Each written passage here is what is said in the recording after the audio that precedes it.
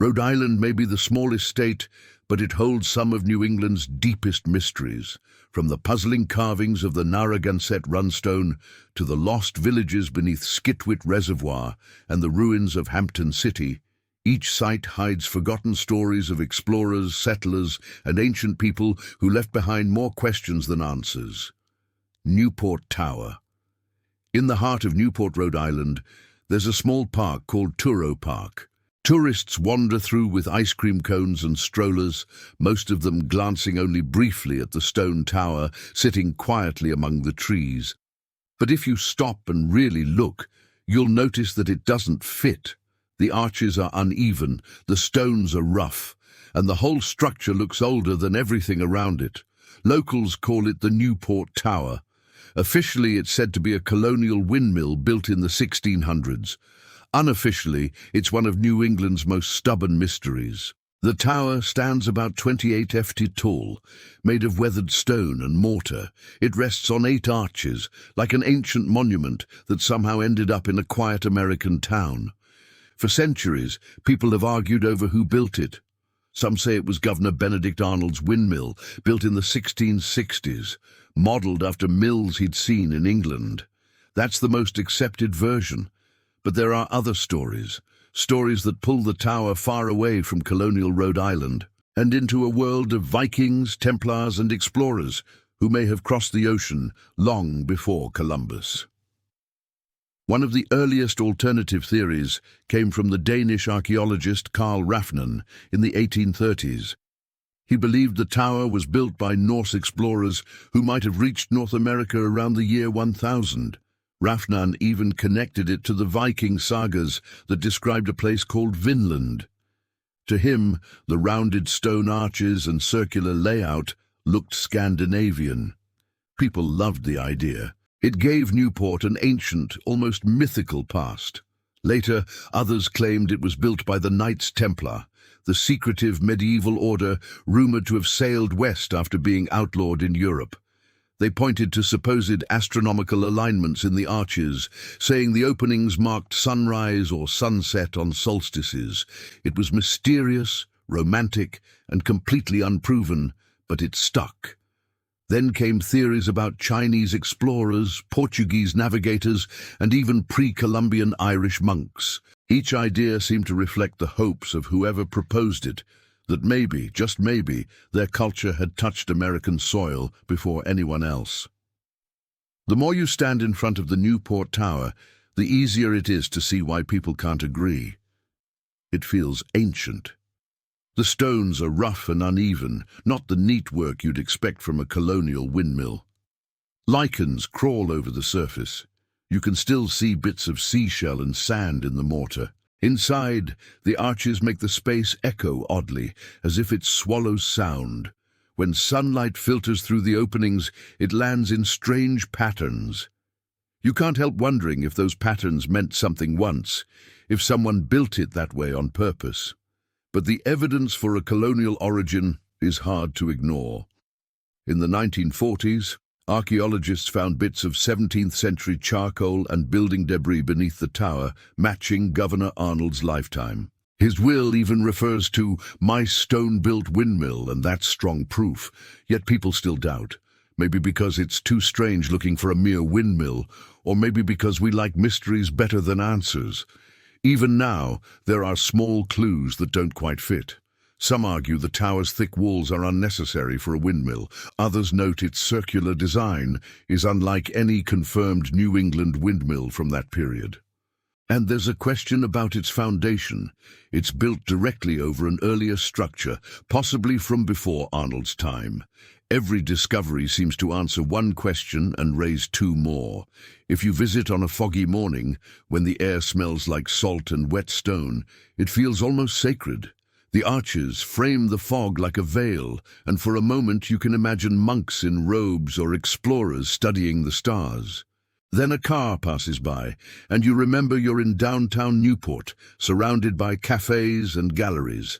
That clash, the old and the new, is part of the tower's charm, its history refusing to sit neatly in its box. There's also something quietly human about the whole debate.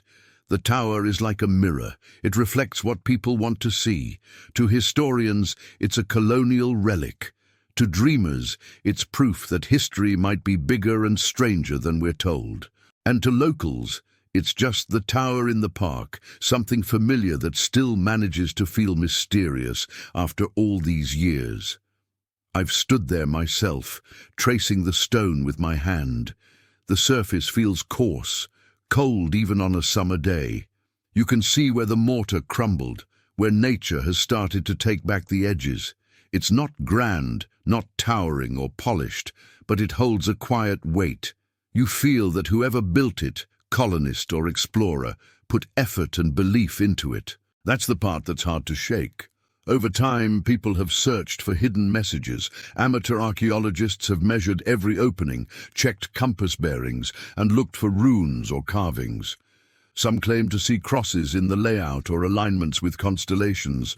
Others dismiss that as wishful thinking. The truth is the tower doesn't explain itself. It's too plain for a temple, too elaborate for a simple mill.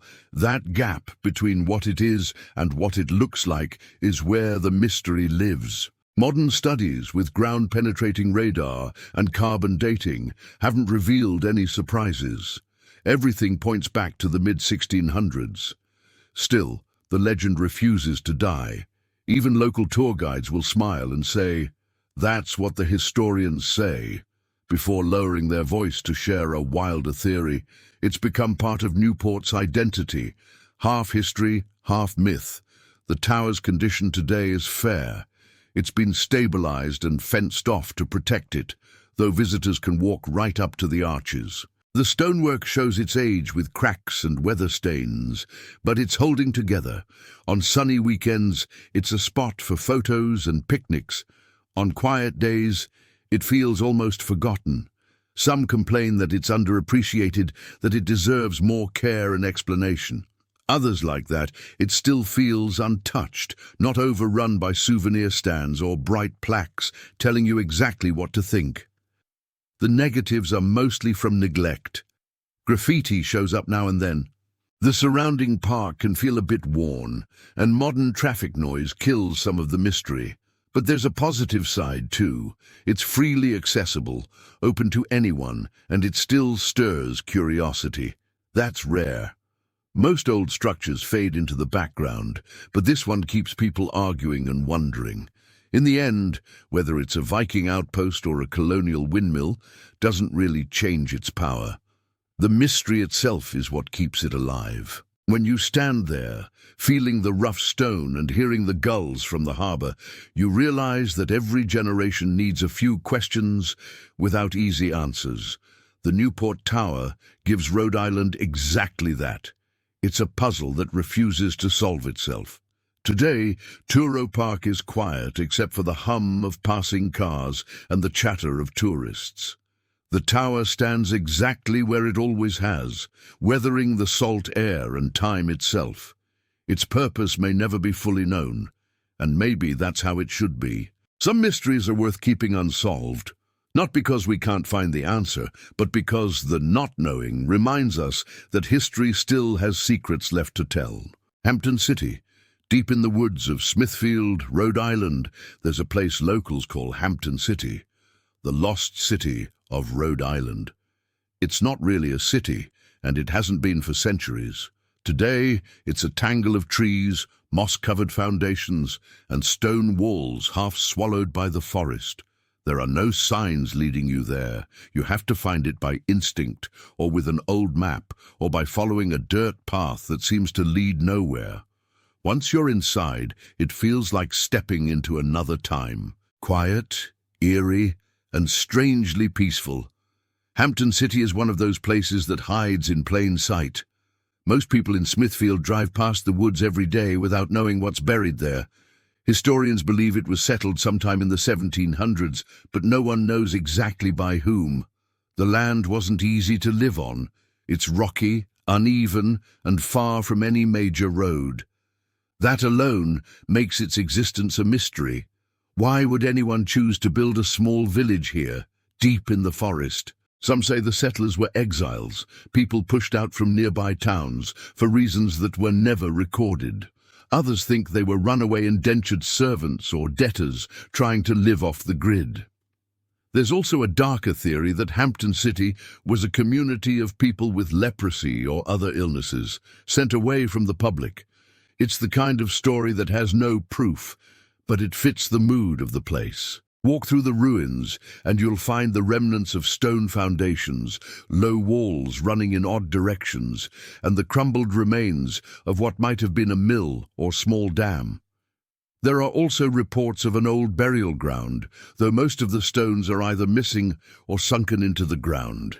The trees have grown thick around them, their roots curling through what used to be homes. When you're there, it's easy to believe that the forest has been trying to erase the memory of the people who lived here.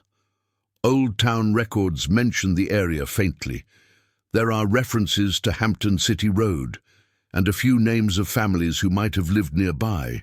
One name that comes up often is Hon, or sometimes Honstown. It's likely the name came from one of the early settlers, though the details have faded over time. No one knows when the last residents left, only that by the early 1900s, the place was abandoned. People who have hiked out there describe a strange silence. The woods are thick, and even birds seem to quiet down. The deeper you go, you can feel a change in the air, a kind of pressure or stillness that doesn't match the normal feel of a forest. It's probably just the dense canopy and isolation, but it gives the place a haunted quality. Some say they've heard whispers or the sound of someone walking behind them when no one is there. Others say at night you can see faint lights, like lanterns, moving between the trees. I've been out there myself once with a friend who grew up nearby. We followed a dirt trail off Hanton City Trail Road until the path disappeared into tall grass. Then we found the first wall, a low row of stones, perfectly stacked, vanishing into the undergrowth. The deeper we walked, the more ruins appeared, one after another, all quiet, all forgotten. We found what looked like the base of a fireplace and a shallow depression that might have been a cellar. You could almost picture a small cottage standing there centuries ago. It's strange to think about how a whole community could vanish without leaving much trace. There were likely only a few families, but they built homes, raised children, worked the land, and then simply left. Maybe they were forced out by poverty, maybe the soil gave up, or maybe their descendants just moved closer to town. Whatever the reason, nature moved in fast. By the time anyone came looking again, Hanton City was already becoming part of the forest. Over the years, the mystery has deepened with every retelling.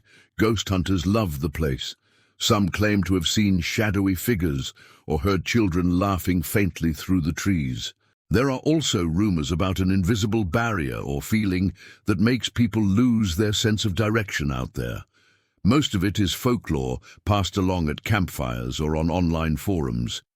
But when you're standing there surrounded by half-buried stones, it's easy to understand how those stories started. What makes Hanton City unique isn't just the mystery of who lived there, it's the atmosphere. The land has an energy that feels both calm and unsettling. The walls and foundations are built with care using local stone, and you can still trace the layout of small homesteads. Whoever these people were, they built something meant to last, even if they couldn't stay. The positive side of this forgotten place is that it's still accessible to anyone curious enough to find it. Hikers, historians, and local explorers keep the memory alive by visiting and documenting what remains. There's no ticket booth, no guide, just raw history, sitting quietly under the trees. It's one of the few places in Rhode Island where you can see time standing still. You can walk among the stones and know that you're standing where families once worked, prayed, and survived the harsh winters centuries ago. But there are negatives too. The site isn't protected, and vandalism has taken its toll. Some of the stones have been moved or broken by careless visitors. In a few spots, you can see spray paint on the old walls. Trash sometimes collects near the trails, a reminder that curiosity can be destructive when it isn't paired with respect. Erosion and tree roots are also wearing the structures down. Without official care, Hanton City is slowly disappearing back into the ground. Still, there's something powerful about how it endures. Even without signs or fences, people keep finding their way there. They bring cameras, sketchbooks, or just quiet wonder. They try to piece together a story from what's left. You could call it history or folklore or both, but whatever it is, it speaks to our fascination with the forgotten. If you go there today, you'll find the trail rough and unmarked in places. It's easy to lose your bearings, especially in summer when the undergrowth is thick. In winter, the bare trees reveal more of the ruins, but the cold makes the place feel even lonelier. The air is damp and the stones sweat with moisture. It's haunting, but in a beautiful way, like the forest is protecting what's left of its secret. Standing there, I couldn't decide whether I felt sad or peaceful. There's loss in those ruins, but also resilience. The people who built this hidden settlement didn't leave grand buildings or written records. They left small traces, enough to remind us they were real. That's what I find most human about it. Their story might never be fully known, but it still lingers, whispering through the branches. Today, Hanton City exists mostly as a name on old maps and the memories of hikers who've gone looking for it. The woods keep most of it to themselves. Stone walls snake through the trees, connecting nothing, marking boundaries that don't matter anymore. The cemetery, if it still exists, is just a few flat stones under leaves. The silence is heavy, but not frightening. It's the kind of silence that makes you listen harder to the wind, to your own breath, to the ghosts of a story no one finished writing. That's the mystery of Hanton City. It's not about ghosts or hidden treasure, it's about time itself and how easily human lives can be swallowed by it. What's left are clues scattered like breadcrumbs, and the feeling that something important happened there once, even if we'll never know exactly what. Tomaquag Rock Shelters. If you drive through the quiet back roads of Rhode Island, you might pass right by one of the most ancient and mysterious places in the state without realizing it. Hidden beneath low granite overhangs tucked into the woods near Tomaquag Brook are a set of rock shelters that hold stories thousands of years old. They're known as the Tomaquag Rock Shelters, a small cluster of stone recesses that once offered protection, warmth, and a place to live for people long before the first European ever set foot in New England. At first glance, they don't look like much. To a casual hiker, they might seem like ordinary outcrops, the kind you'd find scattered all over southern Rhode Island. But archaeologists who studied this site discovered something incredible, traces of human life stretching back nearly 3,000 years beneath the layers of soil and fallen leaves. They found stone tools, hearths, animal bones and flakes from tool-making. The oldest shelter dated to around 800 BC, another to about AD 800. That's a gap of more than 1,000 years, meaning generations of people returned to these same rocks for shelter and survival. Standing there today, surrounded by the stillness of the woods, it's easy to picture why they chose this place. The granite outcrops form natural roofs just high enough to stand under, with a dry floor protected from the wind. Tomaquag Brook runs nearby, offering fresh water and fish. The land around it once teemed with deer, turkey, and other game for early peoples, likely ancestors of the Narragansett. It was an ideal seasonal home. They could hunt, fish, and gather here, leaving behind the quiet traces of their lives in the earth. The archaeological digs here revealed a window into those lives. In one shelter, researchers found the remains of ancient campfires, charcoal and ash still visible in the soil. In another, they uncovered small stone flakes, the byproduct of shaping spear points or knives. These weren't ceremonial sites or fortresses, they were lived-in spaces, intimate and human. You can imagine families sitting by the fire, cooking, sharpening tools, maybe telling stories as the night settled in. When I visited, I tried to imagine the sounds of that world, the crackling of fire against stone, the rush of the brook, the soft rhythm of someone chipping at a rock to make a blade. The shelters themselves are quiet now, their entrances draped with moss and roots. A few fallen branches lean across them like nature's way of guarding what's left. There's a strong sense of presence there, even though the people who built their lives here vanished centuries ago. One of the things that makes the Tomaquag Rock Shelters so mysterious is how little is known about the people who used them. The site spans such a large period that it's hard to say whether the same culture returned again and again, or if different groups discovered it at different times. Archaeologists found artifacts that suggest the late Archaic and woodland periods, meaning this area saw continuous or repeated use across changing eras. But beyond the artifacts, the stories are silent. We have no names, no written words, just the stones and the soil to speak for them. What's remarkable, though, is the continuity. For thousands of years, humans across generations found the same outcrops and used them the same way. That kind of connection across time is rare. It shows how the land itself held meaning, how it provided what was needed, and drew people back even as cultures evolved. To me, that says something profound about human nature, our instinct to seek shelter, to make home wherever the earth allows. There's a quiet humility in this site. Unlike grand ruins or towering monuments, the Tomaquag Rock Shelters are small, almost hidden. You have to stoop to enter some of them. They weren't built to impress, they were shaped by necessity. Yet the simplicity is what makes them powerful. When you stand inside one of those shallow caves and look out at the woods, you see almost the same view the first inhabitants saw. The landscape hasn't changed much, still the same rolling stone, the same trees, the same smell of damp earth. It's one of those rare moments where you can feel time folding in on itself. There are, of course, mysteries that still surround the site.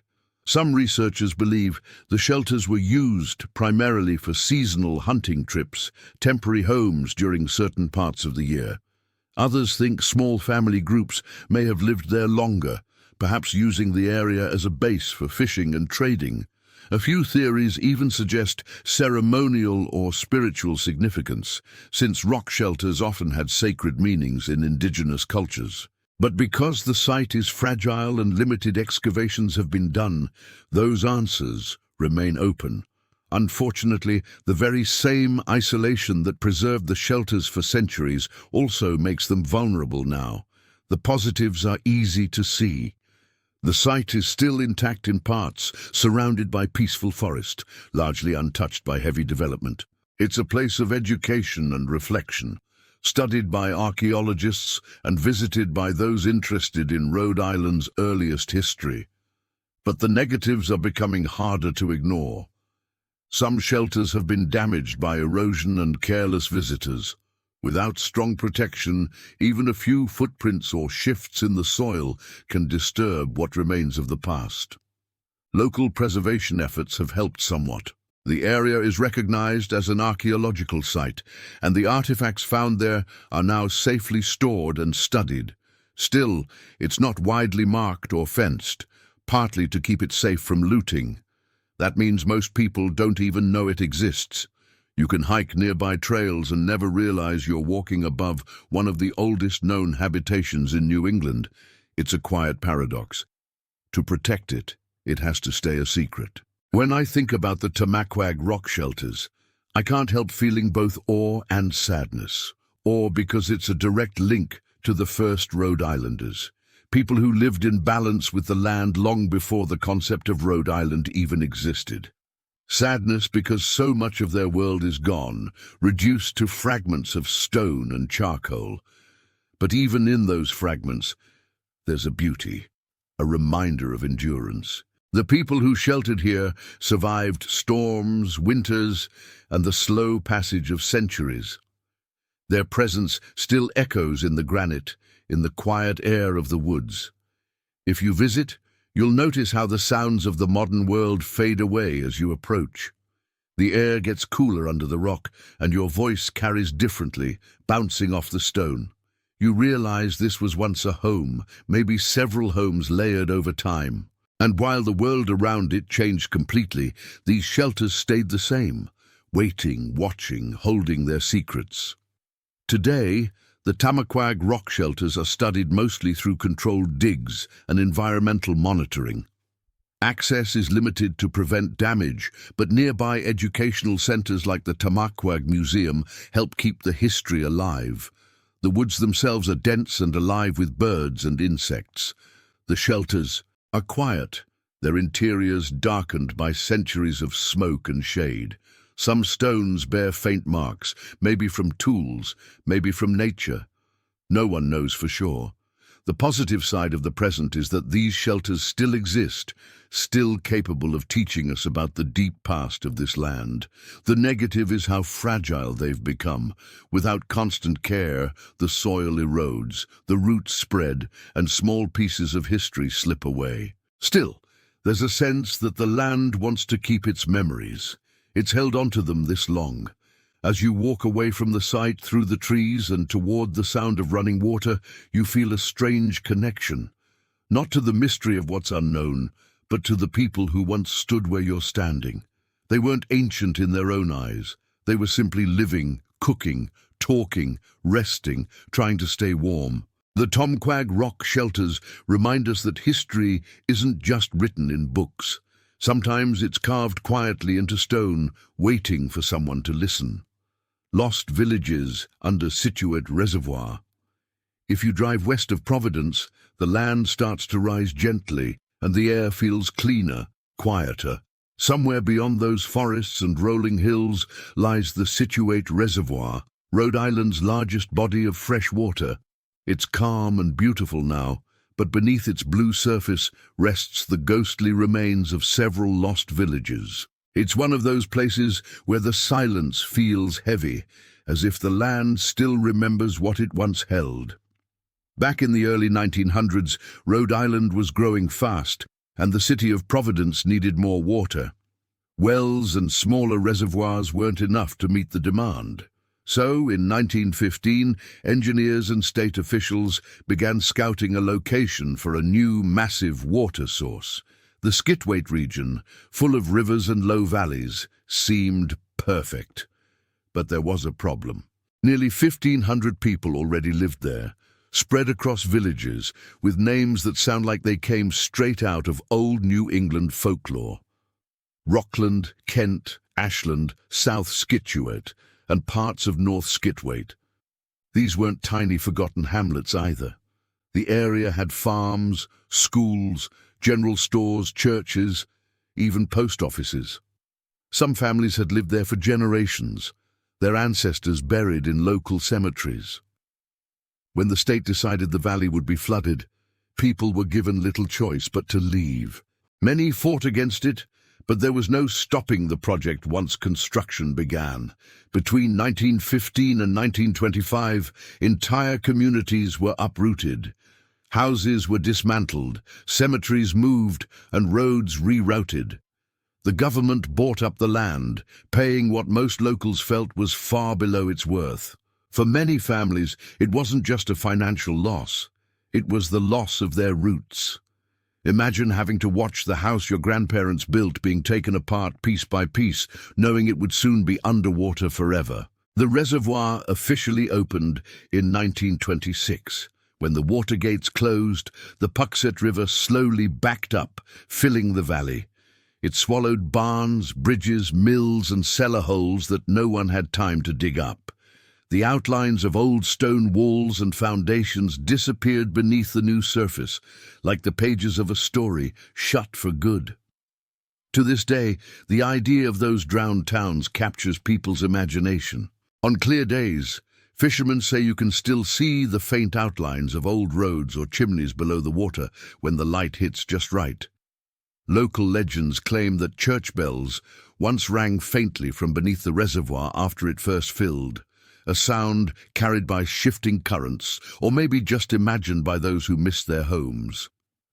There are also stories of divers who went down near the old sites and came back unsettled.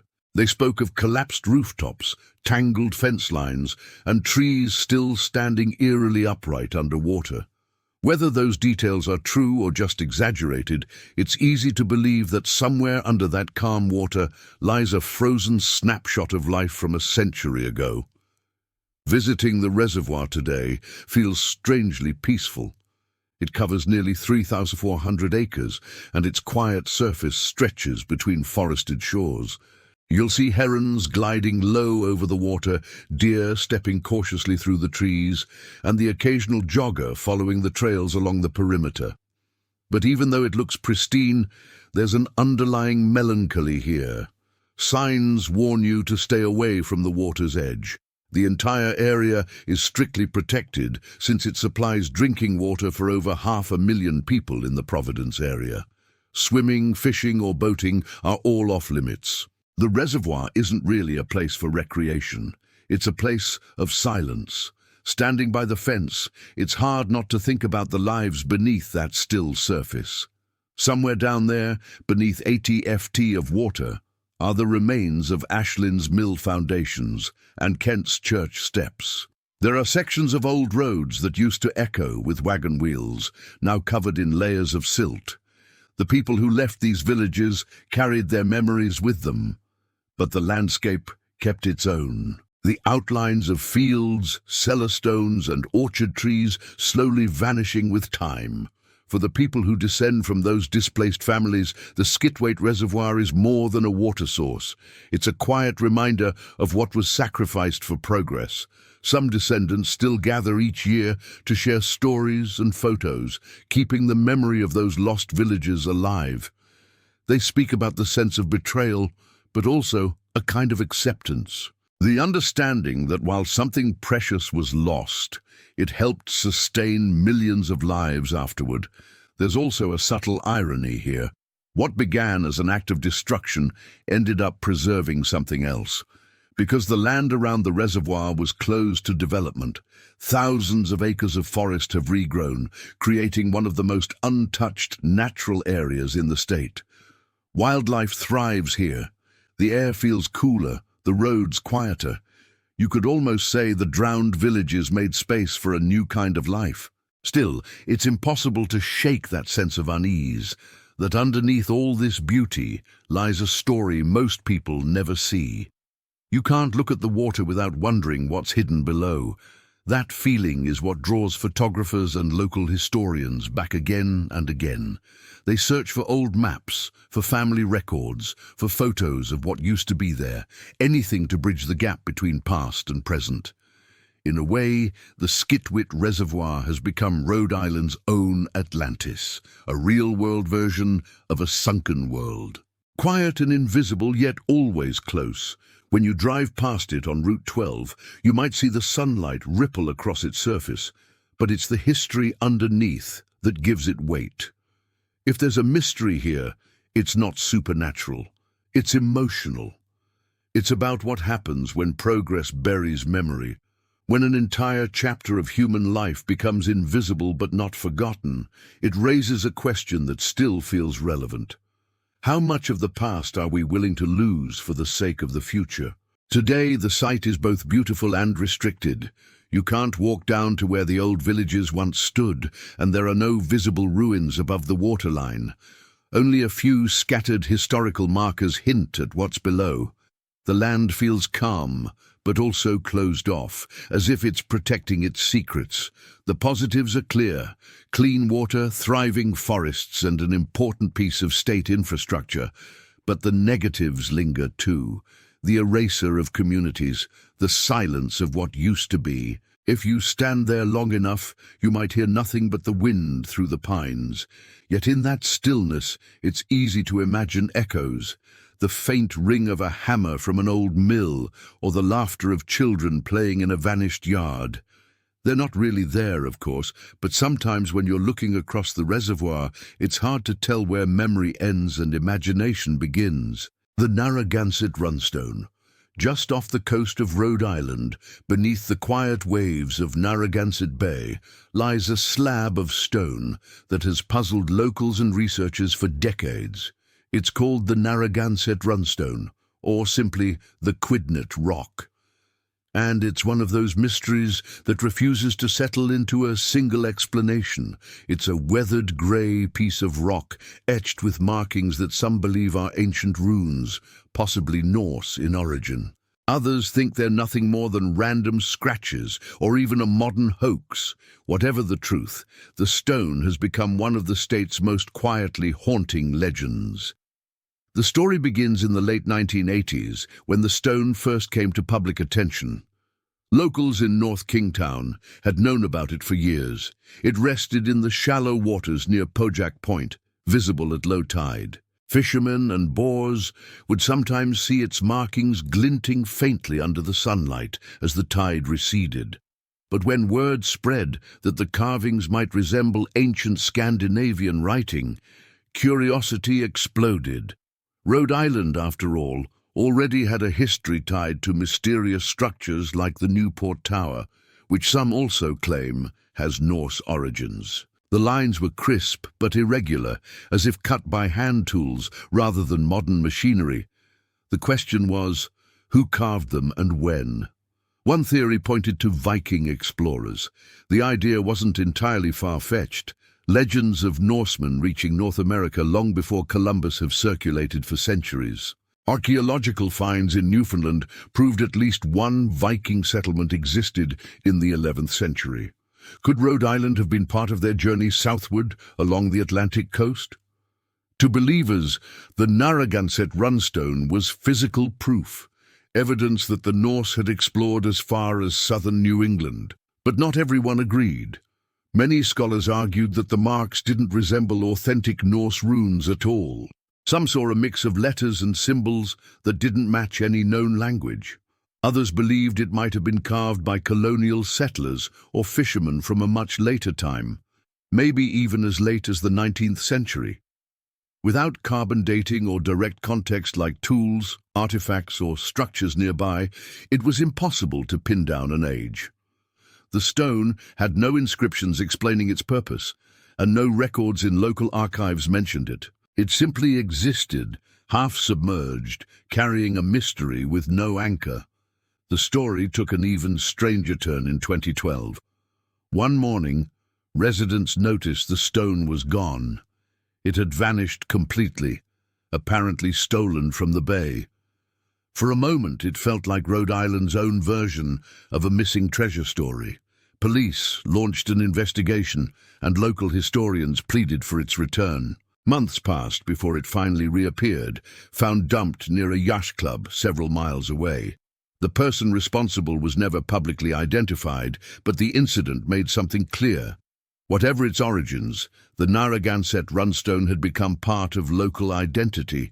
When it was recovered, the state decided to protect it.